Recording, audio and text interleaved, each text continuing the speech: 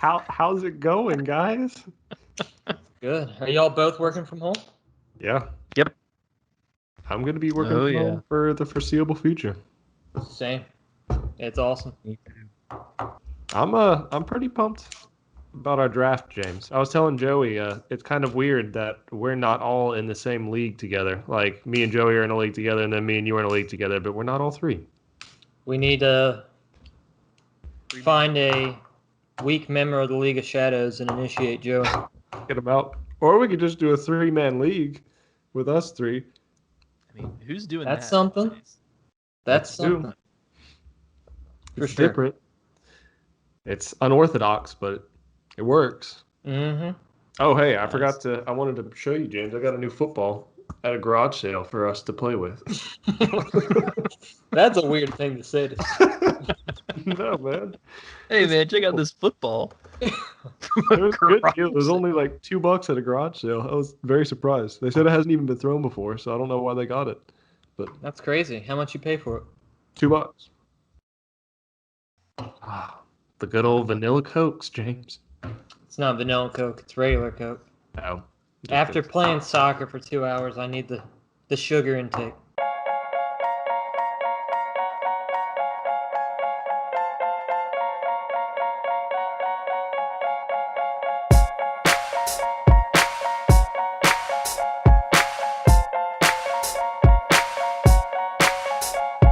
All right, everybody, welcome in to Grown Up Fantasy Football. We are Joey, Zach, and James, and we're here to entertain you. And we're gonna be we're here to talk a little bit about news around the league. Right now, we'll be doing some reactions to Hard Knocks. Just be fluid. And in, Joey. today's- Be fluid. Just don't Yeah. even think about it. We don't have You're to say we're nervous, talking man. about Don't Hard be Knocks. nervous. We don't have to say we're talking about Hard Knocks. We just talk about it. What did you guys think of Hard Knocks? Right? Am I right? Yeah. Is that what Yeah, we're starting you're with? right. We Oh. can start with Hard Knocks. Okay. But first, before we get into that, I want to mention that we are on Twitter at GrownUpFF, and we're here on YouTube. You can look up Grown Up Fantasy Football or Guff, and you'll find us. And we're also on Apple Podcasts. So We also have a lot of sponsorships coming in recently, so get in line. Guff, yeah. So, heck yeah. all right, Zach, you wanna get us started with some Hard Knocks reactions? No, yeah. Episode 2. I guess just overall reaction. What did you guys think of the second episode? I thought it's pretty good. It keeps getting me hyped just since we don't have a preseason going on right now. It seems like it's besides the training camp news and Hard Knocks is all we have really. So I'm clinging on to every Tuesday night. What y'all think? What was y'all's first reactions? I think my first reaction is where on earth is Cooper Kupp? I want to see more of him. Oh, I feel like I didn't even notice. Yeah. I didn't I feel either. like they're downplaying him. But I think it's good though. I'm like, okay, I think they're not showing him enough to where maybe people's mindsets get a little down on him, and then bam, you could take him maybe in the 5th round even. What Who knows? about Robert Woods? I haven't seen him yet either. I don't Haven't know. either. Yeah, it's kind of weird. I feel like So- they like don't display some of the stars sometimes. Like last year, I feel like they didn't show Josh Jacobs like at all. So I don't know. Yeah. It's weird. So- I want to see them more. So, Zach, are you implying that HBO is in the pocket of that team that they're filming? They're purposely hiding those stars? I would. What? I would think you never have say- to give approval to be filmed on Hard Knocks, and I think that's why Josh Jacobs wasn't on last year. That's No. what I was- So that might be what's going on here. Well, I mean, But I've seen it like still images and stuff. I haven't heard them talk at all, but I've seen Cooper Kupp and Robert Woods like be filmed. It's just I haven't seen a lot of them like you would think. Like Keenan Allen, like on yesterday's episode, he was filmed like catching all these balls and stuff, like running crazy routes and all of that. But then I don't know. I just want to see the same from Cooper Kupp and Robert Woods. Get a little hype, but I Sure. don't know. Mhm. I find the Rams much more interesting to watch than the Chargers, personally. I do. I will say that Austin Eckler was jacked. That was actually fun to just be like, wow, what How a about guy. Aaron Donald? That guy's a freaking monster. Yeah. I don't know. Was he that cut always? Or did I he don't just slim think down so. this offseason? I think he slimmed down this offseason. I mean, that dude's jacked. I mean, thought it was pretty funny seeing Austin Eckler in that episode because I saw something a couple of days ago about him like this summer doing home workouts and like filming them and stuff, like almost like a video game. And I was like, oh, okay, that like probably did nothing and stuff. And then saw him today or yesterday on the show. I was like, oh my gosh, that really worked. Think How about long all do you those workouts think, we could have been doing. Yeah. How long y'all think before Herbert takes Tyrod's job? I think it's coming. I I know a lot of people say like mid-season and stuff, but I could see it being like 2, maybe 3 weeks. I think it's going to be a little bit longer. I think we're kind of undervaluing Tyrod. I mean, this guy, I don't he's think there's legit. undervaluing. I don't think there's overvaluing. He's just valued. Like he's middle of the road. I think for a while he was just, middle of the road value, but I think now that Herbert's here and he's in LA with Herbert's a first round pick. I think everybody's hyping up your first round picks, Tua, Joe Burrow, obviously a different situation for Burrow, but like Tua and Herbert, it's, they got to unseat the starter. And I think Tyrod, it's a different situation with like Fitzpatrick versus Tyrod. Fitzpatrick kind of knows that Tua's the quarterback of the future. And I think LA knows that Herbert's the quarterback of the future. But I mean, Tyrod still has a little more tread left on the tires than Fitzpatrick. Not to say that Fitzpatrick's bad or anything. No, of course not. Don't insult the beard. Fitzmagic can never say that. Yeah, I could see that, I guess. I think one thing too, one of my last takeaways from the episode, I'm falling more and more in love with Jalen Ramsey. Like everything he says now, I I'm have a just note like, on here. I hate the guy. I what? can't stand him. I can't stand. I used to not like him, but after like this season of Hard Knocks, I'm like, okay, I genuinely like him a lot now. How about I that? don't know what to think. Go ahead. I'll say I don't know what to think of him really. I'm kind of torn. I think he's a presence out there both digitally and on the field. He's a good player. There's no denying that. Oh yeah. What do y'all think of 31 acres in LA? Like when they said 31 acres, I was like, oh my gosh, like that has to cost a fortune. That house was ridiculous. Yeah, He hasn't signed his contract yet though. He hasn't gotten that extension yet. true. That's what's strange about it is he's already home searching without a contract. He'll be denied. I mean, he'll probably get paid, but at the same time, I don't know if I'd go 31 acres without a contract yet. I thought it was funny too. 31 acres, and majority of it seems like desert land. Like it doesn't seem like anything too pleasing, but I don't know. Maybe that's just because we're down here in the south. I mean, out in the seemed like it's pretty secluded. It's probably what those guys like. Yeah, that is true. So That is true. Let's talk about some news, maybe. So what's going on around the league? One thing I saw, and I think I've seen a lot of stuff on Twitter today about this. Miles Sanders with a lower body injury. He's considered week to week. yeah, That scares me personally because I mm-hmm. think everyone's been hyping him up. Everyone's been saying, okay, Doug Peterson, they're saying he's going to be the primary go-to. You know, there's been concerns in the past about a timeshare or running back by committee. And, you know, getting all that hype, seeing all that, and now seeing him injured. And on top of that, Boston Scott injured too, and Corey Clement being the starter today is a little weird, and it kind of doesn't set well. It kind of makes you think, okay, what if that running back by committee isn't actually that far-fetched for this season for Miles Sanders? So I don't know. In my head, it kind of dropped him down the draft boards for me. So Definitely. I agree with that. Have they said anything, any details about the lower body injuries or just lower body? I don't think so. I think it's just classified as lower body right now, so I'm not too sure what it is. I know with them saying he's considered week to week, a lot of people are saying it could just be maintenance, could just be, you know, not wanting to rush anything. But with this season being so different, it's, I don't know, you know, you don't want to go into the season cold, especially with the lack of preseason games, the lack of regular practices and padded practices. I don't know, to be week to week at this point, going into already a weird season doesn't seem like the most convincing thing. So, mm-hmm. And if it's anything like a knee or like an ankle, that may persist. True. For a while. I mean, even a hamstring this early can still nag you on throughout the season. So, mm-hmm. Let's see what else was there. I saw Nick Chubb got a concussion at practice too. Not too concerned about that. It's probably something he'll he'll shrug off and get through the concussion protocol by start of the season. But any thoughts there? Not much. I mean, is what it is. Should be back before the season starts. I don't think it hurts the draft value at all. So It shouldn't. Another thing, there was Gerald McCoy suffered a torn quad and was immediately released by the Cowboys, which is interesting because the Cowboys put in their contract with Gerald McCoy. They signed this offseason that they know he had issues with his quad. And if he injured it, like in any way, he's out. Man, I mean, I get it. It's a business, but man, that's super unfortunate. Yeah, I know we were just talking about Miles Sanders being week to week and that possibly being a maintenance thing and protecting him. So now, honestly, with that happening to Gerald McCoy, it's like maybe that is the best thing for him. So who knows?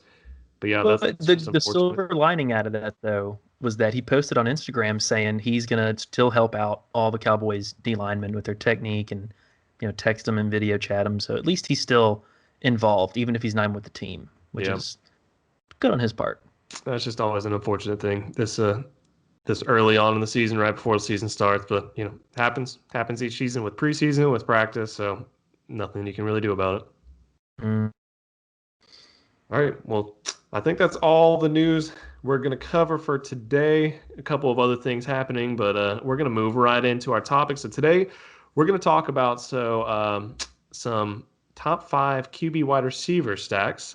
They're not so obvious, so there's a couple that we actually left out. We are not going to include Patrick Mahomes, Tyreek Hill.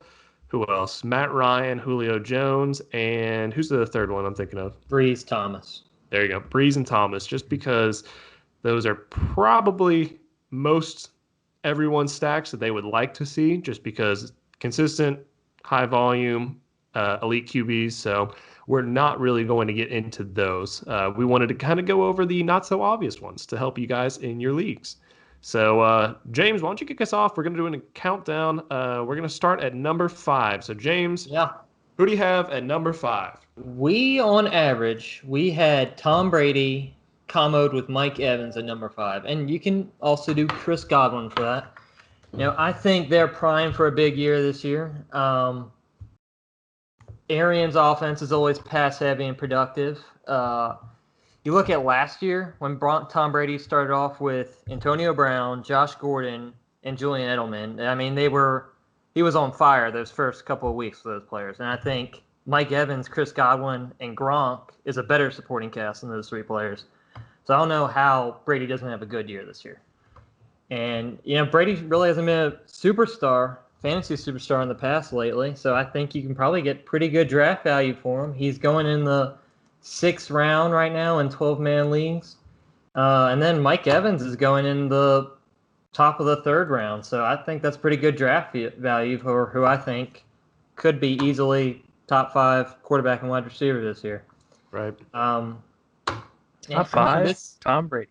That's what I think. And I mean, this offense is always fantasy productive, even with like Fitzmagic and Jameis Winston. So you throw a competent quarterback in there, I don't know how this offense doesn't just take off. So I've seen a lot on which I teeter-totter back and forth. I don't know. You see a lot of stuff on Brady, not having as many deep balls, recently than in his career, and switching to a new team, and Arians having like a little bit more complicated of a system that he has to learn. But then you see on the other hand, Brady coming in training camp and all this high praise on him, already catching on so quickly and being so smart, and it's Tom Brady, and being able to get him at the discount you get him in drafts now. You're not having to pay that high draft capital anymore for him.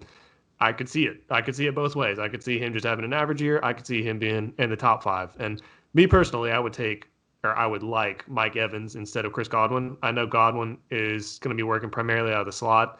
I know Brady recently has been hyper-targeting, like Julian Edelman and stuff in the slot. They had that rapport, but I don't know. I could just see Mike Evans building that rapport a lot easier, a lot quicker with Tom Brady. And to be able to get Mike Evans where you can get him as opposed to having to go a little bit earlier on Godwin, I'd rather take that chance than, having to spend up a little bit on Godwin. So I don't know. That's my opinion, but I could see it going both ways, honestly. And look at these numbers. I mean, quarterback Tom Brady finished the year as quarterback 12. That's quarterback 1. Evans finished at wide receiver 15. Chris Godwin finished at wide receiver 2. And all these guys are now in what should be a better offense. So I don't see how it doesn't get any better than that. Yeah. So my only concern with Tom Brady is the deep ball, because Tampa Bay's offense has been supported by quarterbacks who are just slinging it. Jameis threw for 5,000 yards last year, and he threw a ton of deep balls. And Fitzmagic was just launching it downfield for whoever catches it. So with Tom Brady in the picture, he's not throwing the deep ball as much. So I actually like Chris Godwin a little bit better on here, just because of the slot and just for those things that you just said, Zach. So I don't know if I would put him top 5, but I could see him top 10 in that kind of offense, because I think they'll still get creative with him.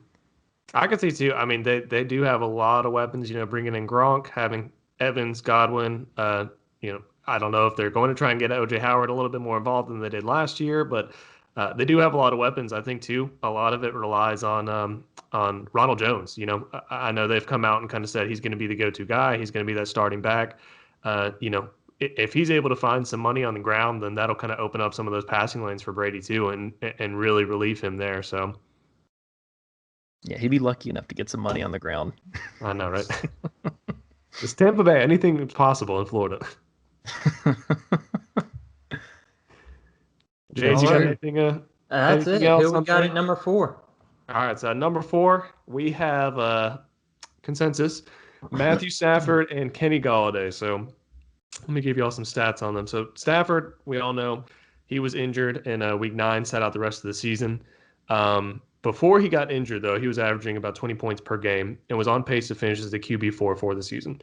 So he's currently going about the 12th round. I've actually seen him go later on in some mock drafts too, so you can really get him at a value right now.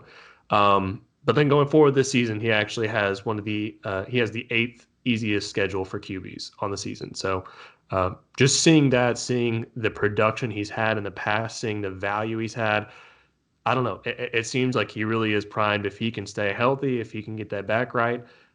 Seems like he's primed to have a good season. And even even with all of that, he's only projected, I think, right now for only on the season, they're saying, okay, he's projected for 266 fantasy points, which would still put him around that QB 10, 11-ish range. So I don't know where you're taking him. His floor seems fairly high still. It doesn't seem like it's a super low floor to where you're going to be busted out several weeks. So with him hopefully being healthy this upcoming season, that would also mean Kenny Golladay getting some more looks too. So when Kenny Golladay had Stafford, he was averaging about 14 points a game last season in half PPR. When Stafford left, he was averaging only about 11 points a game. So if he had actually gone 14 points per game on the season, he would have actually gotten about 224 points in half PPR, which would have put him up there with Julio Jones for the season. So he would have finished very, very well. And we would actually be talking about him a lot earlier than we were right now. So I think, if Stafford's able to stay healthy, I don't think we have any qualms about Golladay being an elite wide receiver. Even their offensive coordinator, this is actually his second year in Bevel's system. So, last year he had a year of growth. This year, he's kind of known that system a little bit better now. And Bevel's even come out and already said that he wants to get him more involved. He's even drawing comps to DeAndre Hopkins and Michael Thomas and saying he wants to utilize him in the same way and wants for defenses to kind of game plan around him in that sense. So, to me, that's all indicators saying, hey, Galladay's got the talent. We want to involve him as much as possible. And then if Stafford's able to stay healthy, I think that's a great duo, great pair right there.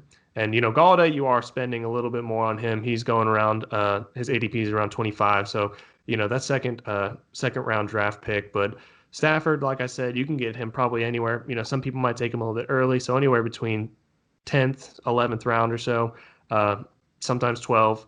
Honestly, I think that's a great duo right there to pair. So that's why I have him at number 4. We all kind of consensusly had him at number 4, or both of them. So, yep.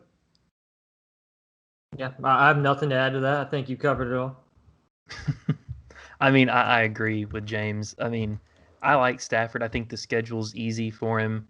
As long as he stays healthy, then this is a very potent stack, I think. Yeah. Oh, it's poisonous, all right. Yeah, it's good. I think it'll be good. I mean, you got Marvin Jones and stuff to possibly compete in there, and he'll have his breakout games like he always does. But most weeks it won't be that much. So I'm not too concerned there. But yeah, that's who we got at number 4. So let's see, James. I think you're back up at number 3, right? Yes, sir. We got Kyler Murray and DeAndre Hopkins. Now, Kyler Murray finished the year at the quarterback 8 last year. Nuke wide receiver 5, but he's always good. And Nuke's going to be a first-round pick, but you could get Murray in the 4th, it looks like, right now. That might be a little too high for some people, but I think this combo is going to be deadly this year. Murray already had a pretty good year last year. Now he has another weapon. I mean, Nuke, Larry Fitzgerald, Christian Kirk, that's a pretty stacked offense, and he's a dual-threat quarterback already. I think it only gets better this year.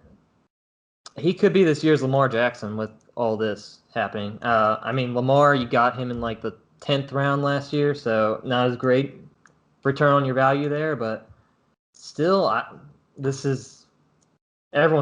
going to want these guys on your team this year. See, I'm seeing too many. I disagree with this pick actually.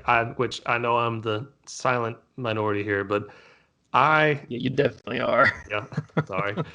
I don't know. I think DeAndre Hopkins is a great addition, but I think it's going to be similar to Houston, where teams are just trying to double team him. Teams are trying to take him out of the equation. I think it'll open up things for Christian Kirk, for Larry Fitzgerald, for Kenyon Drake, but I don't know. I don't see Hopkins having a number 1 wide receiver season. Really? Yeah, and just with no, not like I see him being a wide receiver 1 still, yes, but I see him still being over towards that 7, maybe 8-ish range, to where it's kind of like, okay, I don't want to draft him in the first round, and then on top of that, try and get Kyler in the 4th round. It's just too high of draft capital for me. I think both will do well, but I just think with the capital you spend on them, I don't know, you might not be getting your return on investment there. So Kyler Murray, does he finish in top 5 in your opinion? I think I would have him finishing. I would say he would finish 5. I would say right at that cusp too. Right. But Yeah, I think he teeter-totters for me.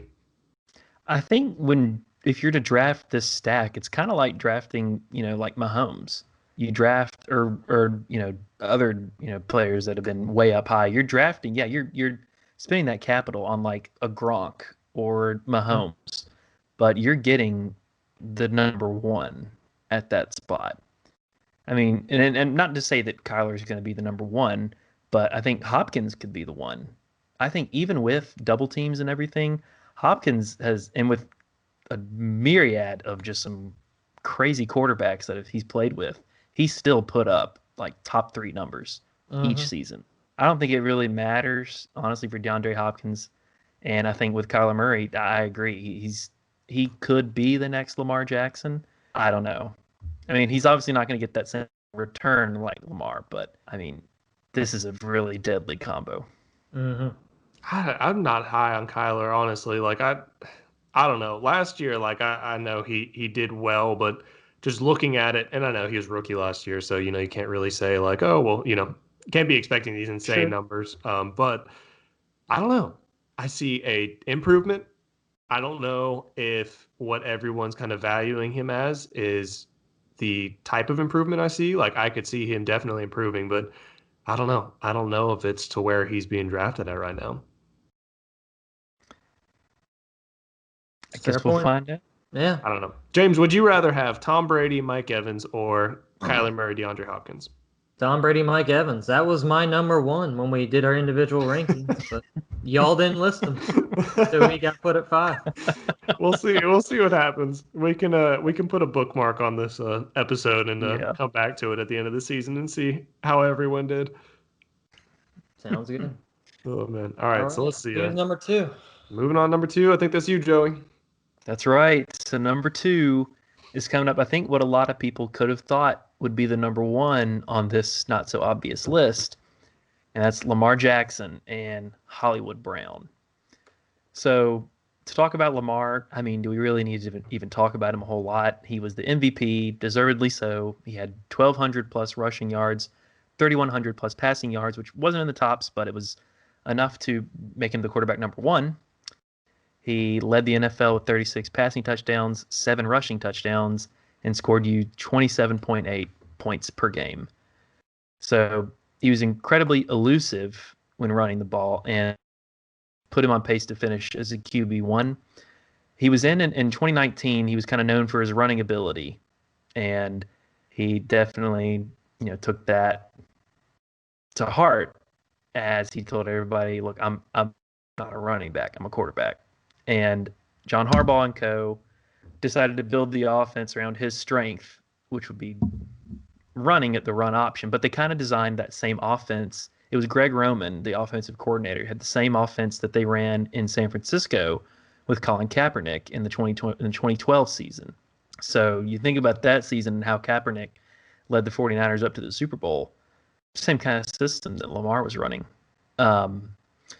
So he led the league in touchdown passes, but I think it was a little low because you have guys like Mahomes in the league, but Mahomes ended up getting injured. I think it was an ankle injury, like mid-season or so, and he was not himself. And I think did he sit out a game? Yeah. I It was think he either had one a or couple two of games. games. I think it was 2 games. Yeah, But I Joey, think also talking about that though, and talking about his touchdown passes, his touchdown rate was 9%. Like you and I have talked about this before, where last year his efficiency with touchdown passes was ridiculous. And we've seen with QBs before. I know Aaron Rodgers had a year where he had 9%, Peyton Manning, and every year it goes down the next year. Like it does not stay up there at percent. So he's definitely going to hit passing touchdown regression. It'll come down. I think regression is coming. So do y'all think Lamar was a one-year wonder, or do you think he's going to continue to be successful? I think he'll still be successful. Okay. I don't know if he'll have. I don't know if he'll have 1,200 rushing yards again. Yeah. But I don't know. A teeter-totter. I think he's going to be very successful still. I don't think he'll be as successful as last season, but there's a mix of what all our team's going to key on into. What are they going to study the film on and try and build ways to stop him, and then what all are the Ravens going to do to just build around him still? And he's also ridiculously talented, so there's just some things you can't stop. So I think he's still going to be very good. But like I said, honestly, I could see his rushing being very close to the same. His passing touchdowns, though, I do not see that being the same. I see that definitely taking a hit. Last year, if you had Lamar Jackson, you basically had a quarterback one's fantasy points and a running back one's fantasy points every week. You would know that, wouldn't you, James? I would. I actually had this stack last year, and when Hollywood Brown and Lamar hooked up, you came away with points that week. Yeah. So I think this is a great stack again. I think Hollywood Brown only gets more involved. I'm only a little bit scared about Lamar. It's regression, but he's still going to get you fantasy points. So right. Yeah. Mahomes regressed. Yeah, and he still got, what was he, quarterback 5 or something? Quarterback 2, I think. Quarterback 2. There you go. Yeah. Well, his regression, like he has such a high rushing floor that even if he regresses, I think he still scored close to probably around like 80 points more or 100 points more than the next QB. So even if he does regress, that still puts him at a lot of points being scored for you. So I'm not worried about that. I just know he will regress in terms of the passing. But Marquise Brown, I was thinking about it the other day, and I was like, he kind of like this duo almost reminds me a bit of Mahomes and Hill a little bit. I know Marquise Brown is nowhere close to the speed that Hill is. People are saying he's the next Tyreek Hill. I'm seeing it on Twitter every day. I could see it. I really see this comparison drawing close. What are you saying maybe for, Joey?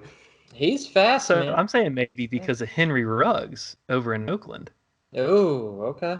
That dude runs. Please tell me you're not comparing Carr to Lamar and Okay, no, okay. No, I'm just talking about speed from a wide receiver. I'm thinking Henry Ruggs, Tyreek Hill, John Ross, Marquise Brown. Those are your fastest four. But speaking on Marquise Brown a little bit more, so James, like you said, when Lamar connected with Marquise Brown, it was dynamite. But Marquise was kind it of was feast back or to the famine. 1980s. It was dynamite. But that's the thing, though, because Marquise was kind of uh, up and down with his points. Week one against Miami, like most teams, they racked up a ton of points. He had 30 points in week one. Followed up in week two with 16, but then after week two, he scored 6, got you 11, but then missed 2 games and then had the bye. So the beginning half of your season with Marquise started out really nice, but then after that, it just kind of fell apart a little bit. And then after that, he kind of rebounded. He had 21 points against the Rams, where that kind of like cemented Lamar's MVP candidacy. But then right after that, he followed up with 1.1 points against San Francisco. Granted, not a lot of teams are going to score a lot of points against San Francisco in that defense, but that happened. Another thing, he was 13th in red zone catches with 9 of them. And when Lamar was targeting Hollywood Brown, he had a QBR of 123.2, which is 6th best in the league, which is good for a nice stack. But if you want to stack Lamar and Marquise, you could do it. Lamar's ADP is about 13, and Hollywood Brown's going at about 91. But another player you could possibly stack Lamar with, which I think probably makes for maybe even a better stack, would be Mark Andrews. Because this guy is a top 3 tight end. His current ADP is only 44. Hayden Hurst has left town, which just makes his snap share go up. And he already had, I think, a 23% snap share. So it's going to get even better. And Harbaugh's talked about involving Mark Andrews more in the offense. I think Mark Andrews could make a better stack, but it's kind of that same thing that we were talking about with like Kyler Murray and DeAndre Hopkins, where you're getting 2 of your top players. You're putting a lot into those first rounds. So is the return on investment there? I think it is.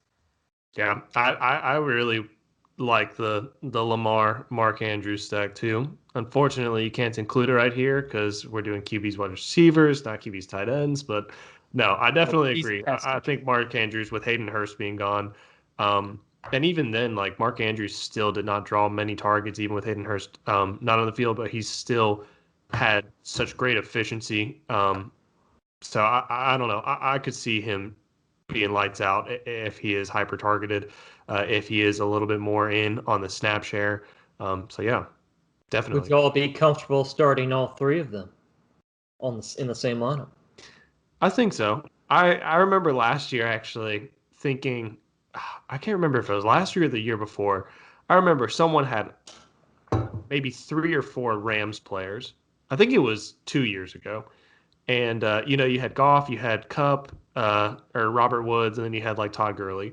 And you could score like upwards of 100-something points just having like those 3 people. So I could see with this offense, I could see it being lights out to where I would not be afraid to start all 3 of those on the same. That's too much for me. That's too much investment. Give me Mark Andrews and Lamar, but I'd have to take out Hollywood on that. I mean, if you're doing Lamar and Mark Andrews, you can get Hollywood fairly later, not as early as these 2, so it wouldn't be as bad.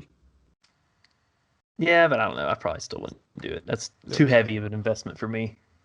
Also, one thing to consider is Lamar Jackson was on cover of Madden. Are we nervous about that? I think the Madden curse broke last year with Mahomes. Yeah. So then again, he did injure his ankle. Yep. There you go. He also may have won the Super Bowl, but that's not the point. Right. Right. Okay. Number 1, Zach, your team, your players. Here we go. We got Aaron and Devontae Adams. Aaron Rodgers, Devontae Adams is our consensus number 1 QB wide receiver stack. This brings joy to my heart as a Packers fan. So this upcoming year, Green Bay has the third easiest schedule for QB on the season. Adams is the only receiver they have. It's a little disappointing seeing that, but at the same time, Adams is going to eat. He's about to feast during this upcoming season. He's always hyper targeted, has no other help to Aaron Rodgers besides him. So I honestly think it's going to be the exact same. They tried to make a free agency push with Devin Funchess. He's already opted out. So there you go. Alan Lazard's, I guess, the next man up. We'll see how he does. I could see him doing well still, but even then, I think even if he does very well, I still see that helping out Adams as opposed to hurting him. And then that also helps Aaron Rodgers too. So also thing to note, this is both of their second year in the floor system to improve, get comfortable. One thing I noticed that everyone's saying, and I think that it's key to kind of notice, is that Aaron Jones, everyone's talking about how he's going to regress in terms of touchdown category. So I think that gives more touchdown opportunity to Rodgers and Adams as well. So Adams, he actually had 16 red zone receptions, which was third in the league. So if you keep that same number, but then you take away Aaron Jones' touchdowns, you could see an increase in the amount of red zone targets, but then also touchdowns for Davante Adams. So just take those touchdowns away. Everyone's talking about Aaron Jones regressing in that touchdown category. Take those away, move them over to the two other people who are probably going to be running the offense, Aaron Rodgers and Davante Adams. Plus, in 2017, Rodgers, his touchdown rate was actually 6.6. And in 2018, 2019, it dropped down to, I think, 4.4 and then 4.6 last year. So that is bound to come up. That's like the opposite of Lamar Jackson, where I know his is going to drop. Aaron Rodgers has to come up. There's no way it can go down even more than that. So with that, I think he's going to have some positive touchdown regression, which then just boosts Adams' ceiling because he is just a touchdown monster. Like, he is the target in the end zone. So also thing to consider is that Adams in the week 4, I think, he had a limited season because of that toe injury. He was out weeks 5 through 8. So even then, he still finished being out for those several weeks as the wide receiver 23, and he just drew in the targets towards the end of the season. So I think he'll just pick up right where he left off this upcoming season. I don't think there's a problem. I think, I think they're going to be good. And then last year too, actually, everyone talks about, oh, well, the floor system's trying to be more run heavy, all these different things and stuff. Well, Rodgers actually had about 569 pass attempts last year, which is still 4th in the amount of attempts in his 8 full seasons. So 8 full seasons of playing, that ranks as the 4th most of pass attempts. So still a good bit of pass attempts right there. So I don't think that's going to change. I think he's got another year to be comfortable in the system. I think they brought in no new weapons. And with that, they're just going to both team up, tag team it, and feast together. And Rodgers is actually going probably as late as he's ever gone before. Most drafts, he's around round 7 to 8.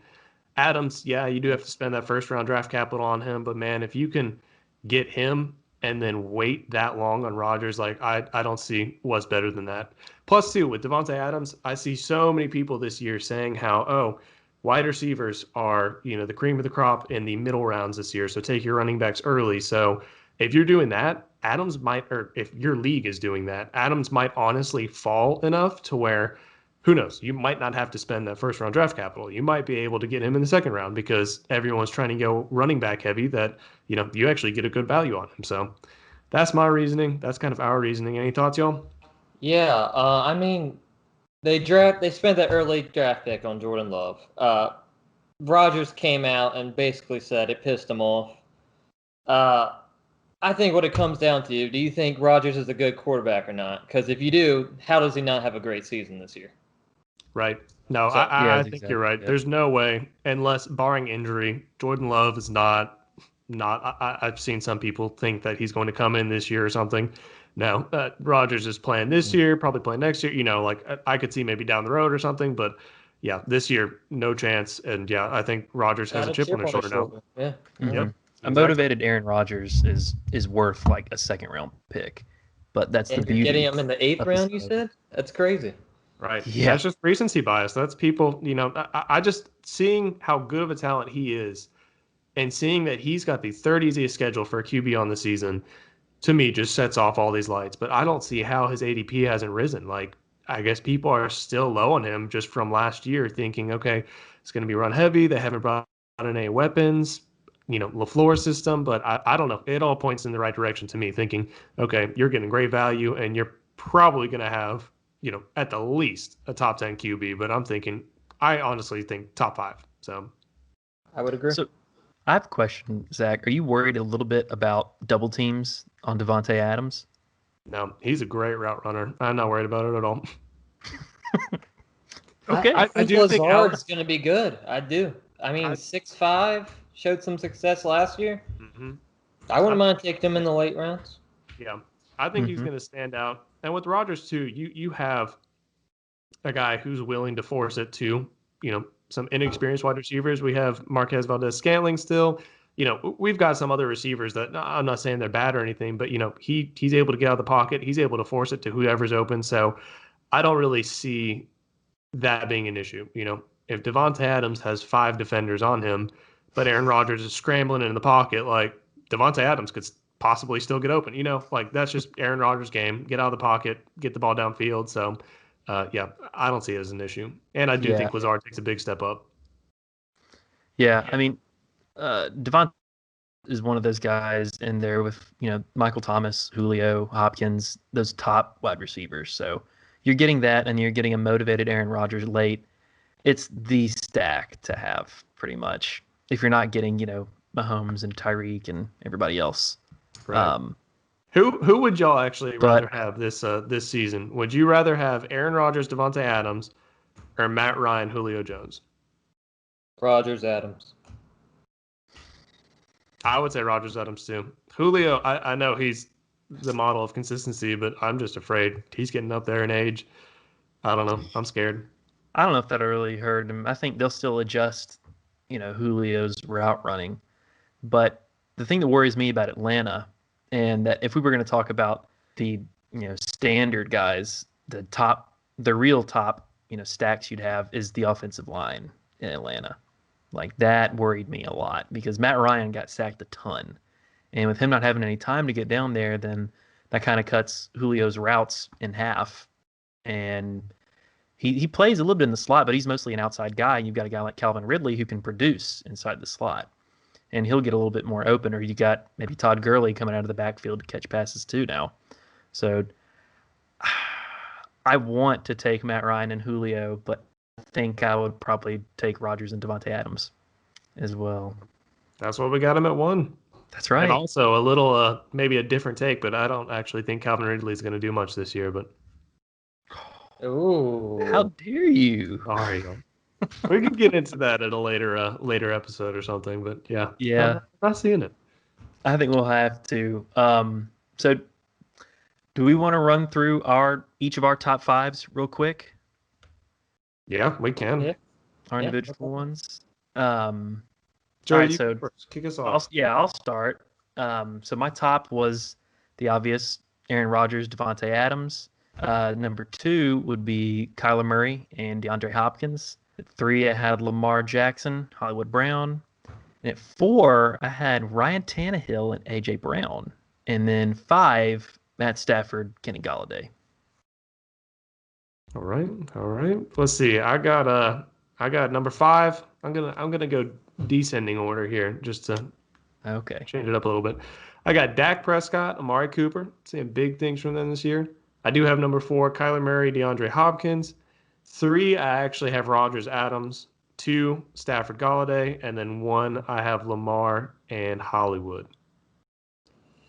At 5, I had Ryan Tannehill and A.J. Brown, too. I think A.J. Brown has a monster year this year, and Ryan Tannehill eats off that. 4, Lamar and Hollywood. 3, Murray and Nuke. 2, Rodgers, Adams. 1, Brady and Evans. Can't wait to come back to this episode to see how Brady and Evans turns out. I'm excited. We'll see. We'll see what happens. Well, I think that kind of wraps up everything we've got for today's show. So be sure to follow us on Twitter at GrownUpFF. Check us out on YouTube, Grown Up Fantasy Football, and we're on Apple Podcasts as well. Make sure you find us, like, and subscribe. Do all the good things. Share everything. Give us a good old guff. Yeah. Hey, and Give us a comment couple. on the YouTube video below. We want to hear you guys' thoughts. Yeah. Yeah. Please tell us what you think of our top fives. And Are we also, stupid? Are we brilliant here? What's the deal? yeah, is that Tom Brady, Mike Evans brilliant, or is it kind of crazy here? I High don't risk, know. high reward. That's what they teach James at Texas A&M. But Great school. also, Agriculture and Maine. our loading schedule will be doing once a week, this time each week until season starts, and then when the season starts, we will be going to twice a week. So be looking out for that. Also, in terms of commenting, send us a message, give us a comment, let us know if you have any thing you want to hear. We can maybe tailor a little video to that if we got some good ideas coming in our way. So That's right. All right. We'll see you later. what a hearty wave. Wow.